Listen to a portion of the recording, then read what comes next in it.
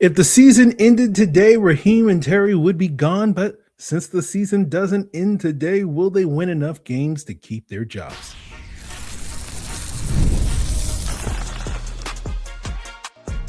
You are Locked On Falcons, your daily Atlanta Falcons podcast.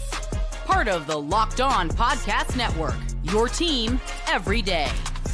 Welcome back to another episode of the Locked On Falcons podcast, part of the Locked On Podcast Network, now the number one sports podcast network in America, which means it's number one on the planet, which means it's number one in the galaxy. I am, of course, your humble host, Aaron Freeman, been covering the Atlanta Falcons for almost 2 decades, formerly at falcfans.com, RIP, still going strong.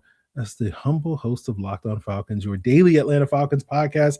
In today's episode, we are joined by Josh Kendall. We will be talking about what's at stake for the rest of the season if Raheem and Terry can do enough to win back Arthur Blank's trust.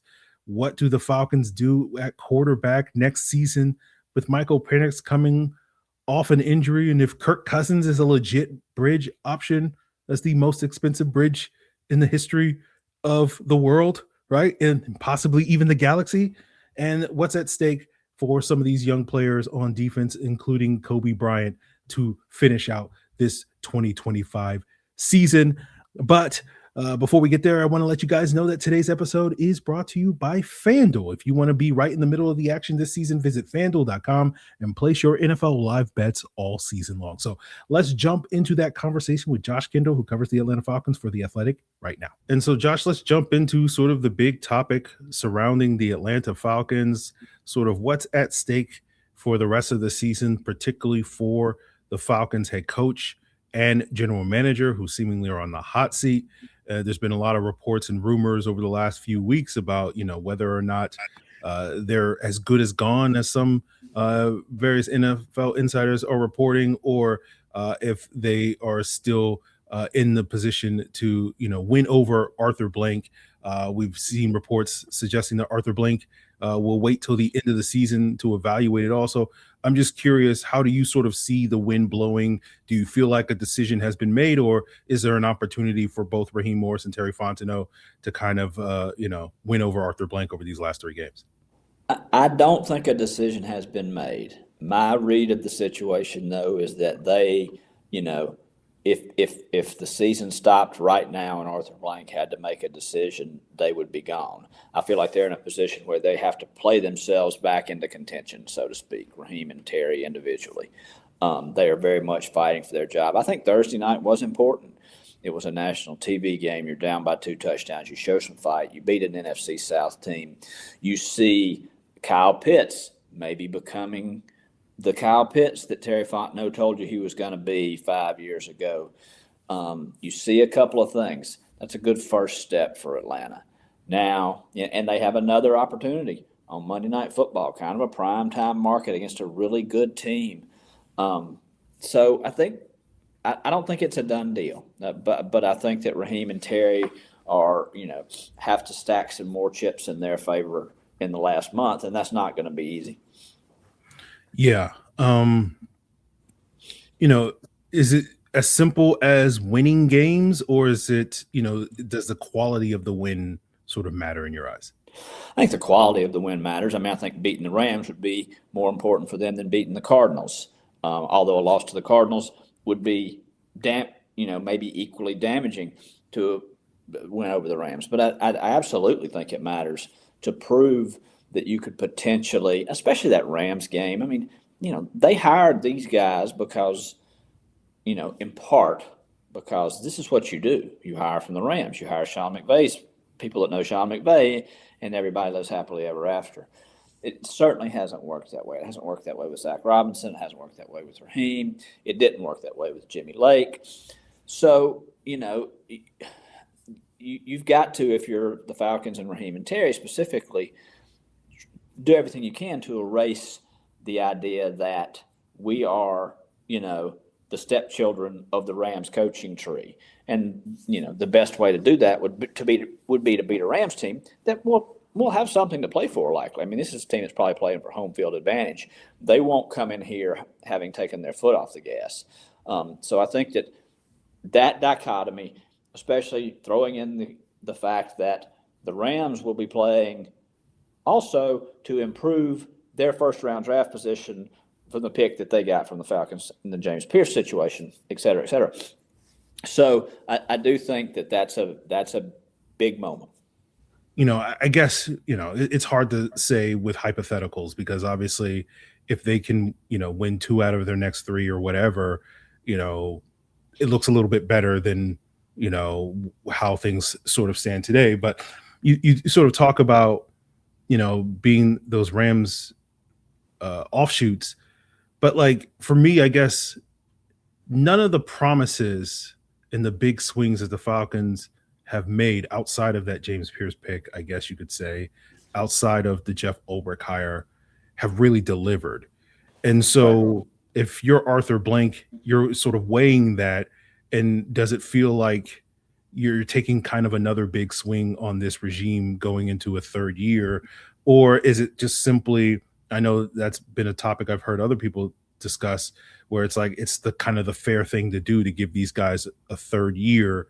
And sort of my pushback whenever that comes up is like, well, you can either do the fair thing or you can do the thing that's going to win you football games. And I don't feel like there's necessarily an overlap when it comes to that. So I'm just curious, how do you think about that conversation?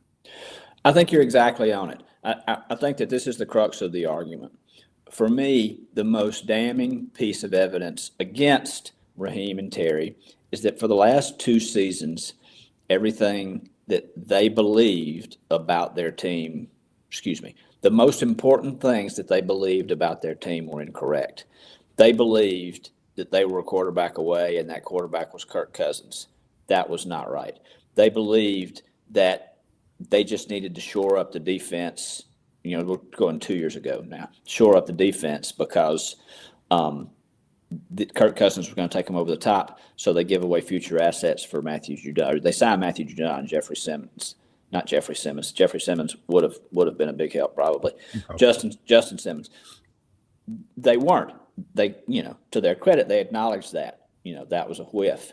Well, they swung and missed at the same pitch this offseason.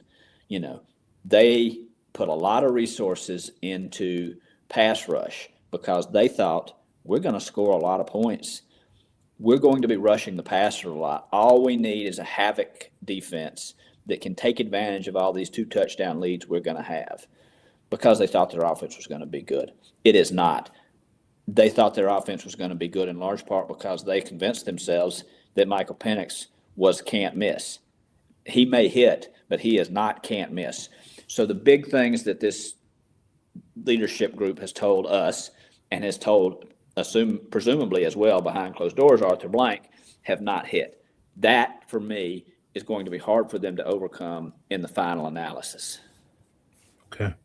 Well, talking about the quarterback situation, obviously, as you mentioned, Michael Penix will potentially get an opportunity next year to come back off of his injury, but there's going to be questions about, who is going to be that potential bridge quarterback. There's been recent buzz that perhaps Kirk Cousins could get a third year in Atlanta. But let's break sort of down the future of the Falcons quarterback position as we continue today's Locked On Falcons here with Josh Kendall of The Athletic.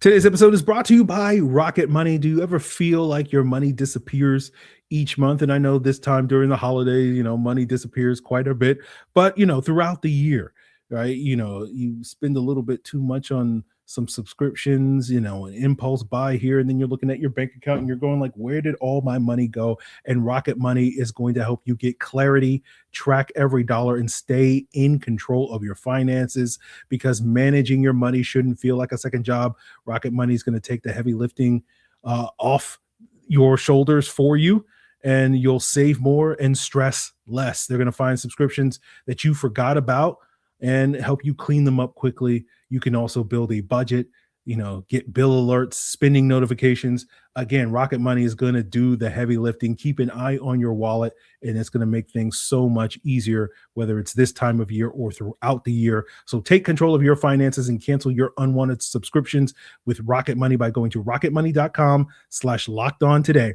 That's rocketmoney.com/locked-on, rocketmoney.com/locked-on. And have your health or family needs changed lately? Well, Georgia's got you covered. Georgia Access is our state's marketplace for Georgians to compare, apply, and enroll in health insurance plans that offer the best value for their individual needs. Open enrollment is happening right now. Visit georgiaaccess.gov today. Georgia Access, health insurance for Georgia by Georgia. So as we continue today's Locked On Falcons, I do want to plug the Everydayer Club that we are unveiling, right? For those of you that make Locked On Falcons and so many other shows across the Locked On Podcast Network your first listen each and every day, the Everydayer Club is for you. You're going to get an ad-free version of Locked On Falcons. You get access to an exclusive Everydayer Club Discord server for the entire Locked On Podcast Network, as well as get some, fire merch, as the kids say, if you just sign up for that Everydayer Club. And it's just $5 a month, $50 a year. And you can find more information by going to the link in the description below at lockedonfalcons.supercast.com. So as we mentioned, this regime has taken two big swings at the quarterback position in 2024, signing Kirk Cousins to the biggest contract the Falcons have ever given an outside free agent, and then using that anybody has ever given an outside free agent. That was the largest total value free agent contract in NFL history. Okay, I did not realize. I feel like I'm piling on every time I mention that, but I also feel like it's worth mentioning. I knew it was definitely number one for the Falcons. I did not realize it was number one across the entire league. But and then using a top 10 pick, a surprise top 10 pick on a quarterback in Michael Penix. Two big swings at the position with the idea of one of these is bound to hit. And so far, neither has quite hit or lived up to the hype. And obviously that's going to be to their detriment. But obviously, whether it's this regime or another regime taking over in 2026, the quarterback position is going to be one of the central focuses in the future of that position.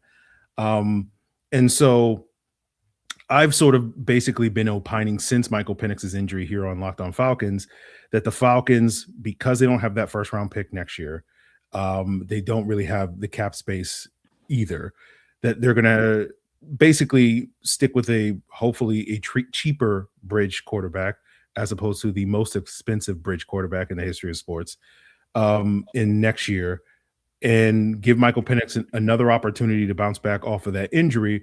But they have to basically set themselves up to be in a position that if they need to pivot off of Michael Penix, if he doesn't bounce back in the ways that they need him to, that they should be in a position to take another swing at quarterback in 2027. And to me, at least from my opinion, positioning yourself to be in a position to take that swing in 2027 is more important than, I guess, reclaiming Michael Penix. But I'm curious, when you look at the Falcons quarterback position future, how do you think it shakes out? I'm going to interject here real quickly. A brief defense of this regime. Kirk Cousins worked only because I think it's not important really for the future, but it's important a part of this equation. Kirk Cousins worked for a little while. They were 6-3 until the New Orleans game. Kirk gets injured, says that affected him, blah, blah, blah. We've seen flashes of Michael Penix. Maybe it will work, but it's certainly not a sure thing. So I can understand the frustration of Terry and Raheem thinking, the good things we saw from those quarterbacks were real. Why can't we not just get them to continue? All that being said, you're right. Step one for Atlanta is a Raheem and Terry coming back next year. Step two, and more importantly, is you're in a kind of a quarterback quagmire. The idea that you would, I've seen this, let's just bring Kirk Cousins back argument recently, like you have. I'm going to do some math real quick here. Forgive me. This is probably bad podcasting. I was doing some math this morning, Josh. So we can. The most aggressive estimates I've seen of what the cap will be in 2026 are $305 million. Kirk Cousins' salary cap hit next year under this contract is $57.5 million. So if I remember any of my first grade math, we're going to do 57.5 divided by 305 equals. You're going to pay almost 18%, 19% of your salary cap for a quarterback who you're going to then tell people is just, the first month quarterback until Michael gets back because you want him. Throw on top of that, I don't get a sense that Kirk Cousins is just itching to be a Falcon for 3 years, to be, for 2020, to be playing in 2026 in a Falcon uniform. So I don't think I'm not buying the Kirk Cousins will be in Atlanta in 2026. I think everybody there needs to move on. Penix's future is tied a lot to Raheem and Terry. Raheem and Terry are in on Michael Penix. They are in on Michael Penix because they sincerely believe he can be a top 10 quarterback in this league. And they are in on Michael Penix because they are pot committed with this guy, because they've spent so much time telling us he's great. If they're back, the runway will be completely clean for him in 2026 to be the guy. And they will sign Tyrod Taylor's the first name that comes off of my head. They will sign a competent but inexpensive veteran who can get you through the first month, 5 weeks, 6 weeks, whatever it may be, until you can turn the job back over to your chosen guy. If it's a new staff, all bets are off. And Michael Penix will be in a position that he's not been in Atlanta, which I don't think he's been in Atlanta, which is competing for a starting job. He didn't compete for a starting job as a rookie because Kirk was in there. Kirk was the $100 million man. Then finally, Falcons have to pull the trigger on Kirk Cousins. They put Michael Penix in and they say, not only is he the guy for week 16, he's the guy from now on. We've seen enough. He's our guy. He played 3 games, some good, some bad. He went to the offseason. That was not a quarterback competition. It was Michael Penix's job. So maybe there's a future where Michael Penix, if he's under a new staff and has to compete with somebody who's a step further down the road or a step better projected than a Tyrod Taylor, excels in that. And maybe not. We just don't know. That would be interesting for me to see. But Atlanta's quarterback situation is a mess. And you, again, I think, hit on a very important point, which is the worst part might not be over for Atlanta. This team may be in a position where its answer at quarterback is a top 5 draft pick in 2027. And we know how you end up with a top 5 draft pick in 2027. Yeah. And so I think that's the challenge because, we know Arthur Blank wants to win games. We know this fan base is tired of losing. And to kind of position yourself into a potentially favorable situation, and we have to caveat it because there are no guarantees when it comes to the quarterbacks taken high in the draft. I do not want to have the Arch Manning conversation in 18 months, Aaron. I'm just telling you that. I do not want to do that. Okay. I think we're going to have that conversation, if you want it or not. But, it's this challenge of you have these sort of competing desires of wanting to win games, but also that could hurt you in the long run just because, you're really putting a lot on Michael Penix to kind of be the savior. And now coming off this injury, like it's harder, at least for me. And again, maybe you feel differently. It's harder for me to buy that narrative at this stage with this injury, given his background, given the possibility of a new coach, the new offense. When is he coming back? He's not going to get an off season. Is he going to get many more opportunities? But, and so it's really nebulous and murky at this point in time. And so to me, the kind of the easier path, at least in my eyes, is just to kind of be like, okay, well, we'll get whatever we get from Michael Penix, but we're not necessarily going to be invested in that as an organization in 2026. It's just going to be sort of potentially a bonus if he comes back strong. And if he doesn't, that's not going to necessarily, derail the path that we're going on to get this quarterback position right coming 2027.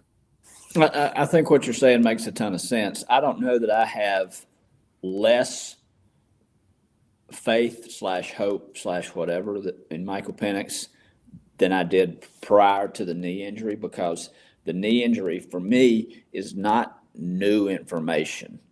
He was an injury risk because of his history, fairly or not, because of his age, fairly or not. Before that, that risk has been realized. It's a new body part. It's not necessarily something you can point at the Falcons and say, you should have seen that on the MRI. You should have seen that that right knee was not stable when you did all this medical testing that you said you did. It was left knee, a whole new knee, whole new body part. The poor guy is basically bionic at this point. So, but that you knew that was going to be an issue throughout his career. That's still an issue. For me, the bigger issue is just he has not proven on the field that he can be a consistent and efficient quarterback. Now, very few guys do in their first 14 starts. That's part of it too. But this is where we circle back around to the fact that he's 26. When he returns, he'll be 26. He'll be halfway through the rookie deal. You're right that it is adding risk upon risk to say this is still Michael Penix's team. But if you bring back Raheem Morris and Terry Fontenot, or Raheem Morris, if you bring back either of those guys or both of those guys, you're saying this is Michael Penix's team because that's what they believe. Yeah, and I think that's going to be a big part of the calculus that Arthur Blank has to weigh. How much faith does he have that Michael Penix is the guy for this team? Because as you broke down, that situation becomes easier to reconcile if Raheem Morris and Terry Fontenot are still in the building versus if you bring in a new coaching staff, a new front office that will not have the same loyalty to Michael Penix as the previous one. Right. So we've talked about the two big topics in terms of the coaches and front office, talked about the quarterback. We've talked about what's at stake for the rest of the season for those guys, but let's talk about what's at stake for the rest of the roster. And is it really about, some of these young defensive players and one in particular that got an opportunity on Thursday night against the Bucs that may get another opportunity against Arizona in cornerback Cobee Bryant. We'll do that to wrap up today's Locked On Falcons. Today's episode is brought to you by FanDuel. Since NFL Sundays move so fast, you get one big play here and suddenly everything feels different, and FanDuel is going to be the place for you so that you can stay in on the action as it unfolds with every drive, every momentum swing, every highlight reel moment, because live betting is best when the game starts to shift, when that receiver gets hot, the defense tightens up, or that momentum flips after a turnover. FanDuel is going to let you jump into each and every one of those moments as their live spreads and money lines adjust instantly. Player props update as guys heat up, and you can bet anything from the next touchdown scored, the next drive results, totals, and so much more. And if you want to bet this upcoming Falcons-Cardinals game, the Falcons are 2.5-point favorites over the Arizona Cardinals on the road. It's not as if, them being road favorites has come back to bite them at any point this season. So if you feel like that trend will continue or end, head on over to FanDuel right now and stay in the middle of the action by visiting FanDuel.com and place your live NFL bets all season long. FanDuel, the game moves fast, and so can you. Here with Josh Kendall of The Athletic, and we're talking about the Falcons' future. A big part of what I thought the back half of this season was going to be, once the season did not start the way that the Falcons wanted it to, was watching the development of Michael Penix and watching the development of these young defensive players. Obviously, Penix's injury kind of derailed that aspect of it. And so it's really about continuing to watch the development of the young defensive players. And you've seen James Pearce in particular really come on strong over the last month. I'm curious, Josh, is that really the thing for the Locked On Falcons listeners and Falcon fans everywhere that should continue to keep them invested each and every Sunday and one Monday as we close out the season? Yeah, I think so. I think you watch those guys as the sort of ground floor of your hope that this can eventually get better. The four defensive rookies and Brandon Dorlus and Rukororo, I think you can argue I would argue we're all good picks. I think Rook has got some growing to do still. I think you can argue that gives you a really solid young core on defense, which the Falcons have not had, in forever in my time here. That's something good. So you can look at that and you can sort of project, you might have a fun defense in the future. And then offensively, you look at guys like Kyle Pitts and think, what would if Terry Fontenot gets fired and I get hired out of row 300, out of, section 300 as the GM, what would I do with Kyle Pitts? How much do I want to invest? This is my own personal project. How much would I invest in Tyler Algier? I'm a Tyler Algier guy. I love Bijan Robinson, but I've got a soft spot for Tyler Algier. And I think his market outside of Atlanta will be very interesting this offseason. So offensively, you look at guys like that and you think, all right, if I was putting this together, who would I want back? Yeah. And I think, again, going back to the calculus with the current regime versus a new regime, that probably lends itself, if you retain Raheem and Terry, to kind of try to run it back with the same team. I still have questions on whether that's going to lead to significantly better results for the Falcons in 2026 than what we've seen the last 2 years. But, we'll cross that bridge if we get to it next year. But, we saw Cobee Bryant get an opportunity on Thursday. He was a big part of this undrafted free agent class to kind of make up for the lack of draft picks for the Falcons in this past year's draft, particularly on day 3. He kind of got his welcome to the NFL moments over and over again against Mike Evans. But going back and reviewing the film, Josh, I thought, I've seen corners give up 100+ yards receiving in a game, and it usually looks a lot worse than what it looked with Cobee Bryant. He was typically in phase, but obviously going up against one of the best wide receiver cores in the NFL, they were able to take advantage of him. But with Mike Hughes being out for at least this week against Arizona, someone's got to step up at that cornerback position. It's been a problem area for this team all season long. And I feel like this is a golden opportunity for someone like Cobee Bryant, which will also potentially help someone like Terry Fontenot, sell his job status to Arthur Blank to kind of shine. And maybe we're not just talking about 4 rookies in this defensive class, but maybe 5. Is that possible? No, I think you're right. I think that, Cobee Bryant he's sort of the spirit animal of every cornerback in football because, I don't know if you saw him coming off the field after that game, just talking so much trash to Bucs fans. That's some remarkable confidence. That's some cornerback confidence right there, to just get worn out by Mike Evans all day and then come off the field talking smack. But he's got a big personality. Kirk Cousins has talked about how he sort of lights up the locker room. He's a guy that they would love to play well. I haven't seen it yet, but he is a rookie undrafted free agent. He was, big interception guy in college.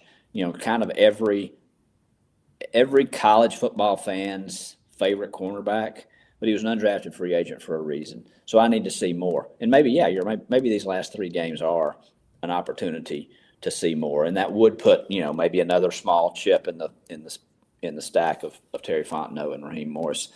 But they've rotated with as Mike has been in and out of the lineup, they've rotated who they're bringing up and giving in and giving an opportunity so much there. I won't be surprised if it's not a Cobee Bryant game against the Cardinals. I just don't know. It'll be interesting to watch them. Yeah. I discussed that earlier this week, where it's like, given what we saw this past Thursday, it would be understandable if they decided to run it back with Natron Brooks, or to say, let's give Keith Taylor a shot, or, we haven't tried CJ Henderson there, so might as well give him a look at this point in time and see maybe that works as well. So we'll see what the Falcons do against this Arizona Cardinals team. Josh, is there any other final thoughts on the Falcons that you want to share with the listeners before we duck out of here? No, I mean, I think I'll be in the same boat that you and they are in these last 3 games. It's just, trying to read tea leaves and through all of this stuff to figure out what week 1, 2026 is going to look like. So, Josh, appreciate you coming on. If you want to go ahead and plug some of the things that you're working on over at The Athletic and elsewhere. Yeah, thanks. Before I got on the phone with you, I was talking to a odds maker in Vegas, trying to figure out, does James Pearce Jr. actually have a shot to win Defensive Rookie of the Year? we'll look at that. We'll look at Kirk Cousins' future. Again, I've let the cat out of the bag here. I don't think that's in Atlanta, but I think he's playing himself into some sort of future in the NFL. We'll look into that. We'll try to break down all the dynamics that go into this decision that you and I have been talking about today. So we'll be there. All right, guys, check it out over at The Athletic. Appreciate you, Josh. Look forward to future conversations and definitely having that Arch Manning conversation. No, I'm not doing it. Guys, that's going to do it for us here. Thanks to Josh Kendall of The Athletic for coming on the show and giving us his insights. We'll be getting some more insights from Charles McDonald of Yahoo Sports on our next episode. And then, of course, we'll be getting more into this Falcons-Cardinals matchup on Crossover Thursday. That's all in store for you on Wednesday and Thursday. And, of course, if you're an everydayer of this pod, we thank you for making Locked On the #1 sports podcast network. And we'll thank you even more if you sign up for the Everydayer Club, $5 a month, $50 a year. And again, the perks are endless, right? Ad-free version of Locked On Falcons, merch store, as well as access to a Locked On Podcast Network Discord server, among other things. And of course, you can find out more information about the Everydayer Club by heading to the link in the description below at lockedonfalcons.supercast.com. And of course, if you're saying, I don't know if I want to give this Everydayer a try, well, you can get a free month, right? If Locked On Falcons was on your Spotify Wrapped playlist, all you got to do is just tag the Locked On Podcast Network on your preferred social media platform, and you'll get a free month to try out the Everydayer Club, get some swag. Appreciate you guys. That's going to do it for us here. Continue to make Locked On Falcons your first listen. Check out Locked On NFL as your second listen. They'll get you caught up on all the things going on around the NFL, the fallout of Patrick Mahomes' injury, Micah Parsons, as well as so many other big stories from around the NFL. It is all part of the Locked On Podcast Network, your team every day.